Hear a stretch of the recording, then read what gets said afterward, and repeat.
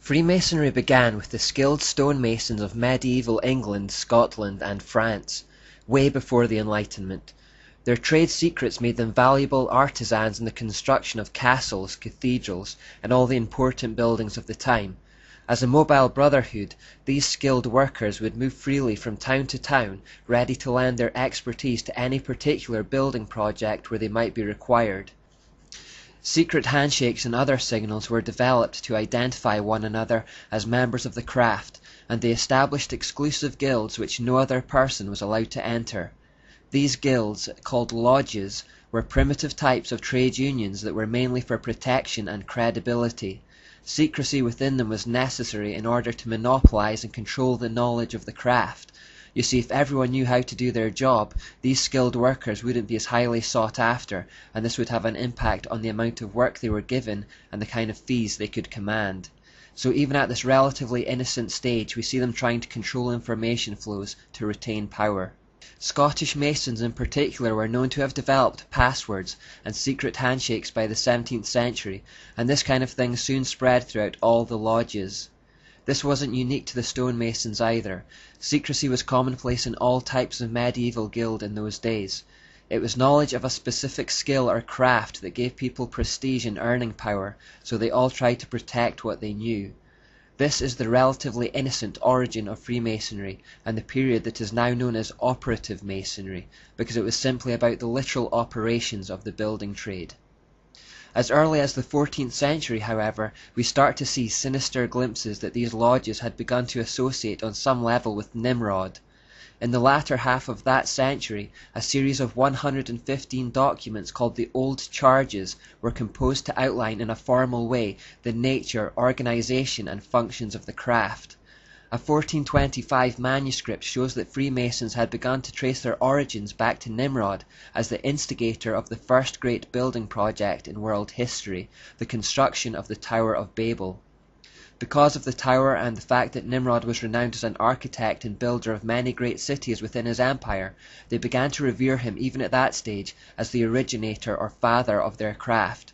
Within modern masonry, therefore, there is still an oath of Nimrod and a charge of Nimrod that initiates are asked to recite and obey. Now remember how I said that religions take on the characteristics of their prophet? Well, that's a rough idea of what happened here. These old charges began to establish spiritual principles based on the mystery ideas taken from Babylon. Over time, the organization of Freemasonry evolved with an increasing emphasis on these spiritual metaphors and less focused on the actual construction of buildings. By the late 1600s, just as the Enlightenment was getting going, Masonic lodges started enrolling growing numbers of accepted gentlemen who had no direct links to the building trade at all. Some writers suggest that this happened simply because of a growing interest in architecture amongst the nobility. The truth is that there was a growing conviction amongst the populace that these Masonic lodges, with all their secrets and symbolism, were starting to harbour truths handed down from ancient civilizations, and by joining them they may be able to get ahead in the world.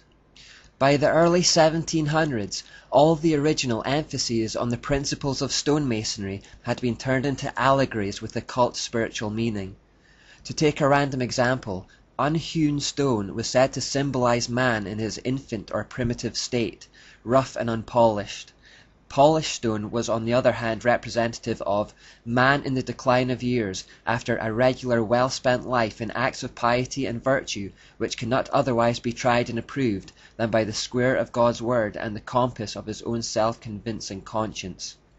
As illustrated here, tools of the trade such as the square and compass were used to describe spiritual and philosophical ideas.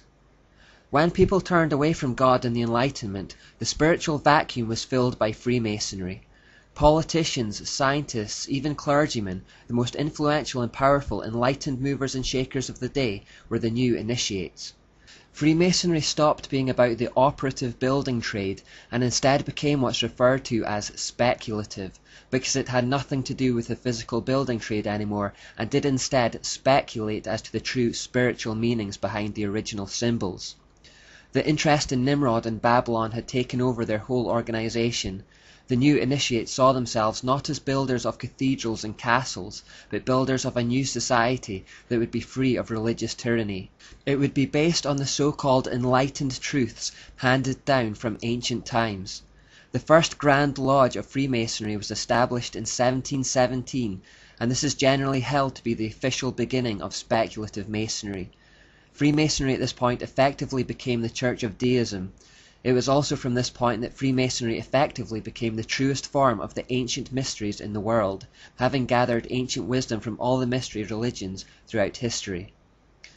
Freemasonry then leads us on to the infamous Illuminati.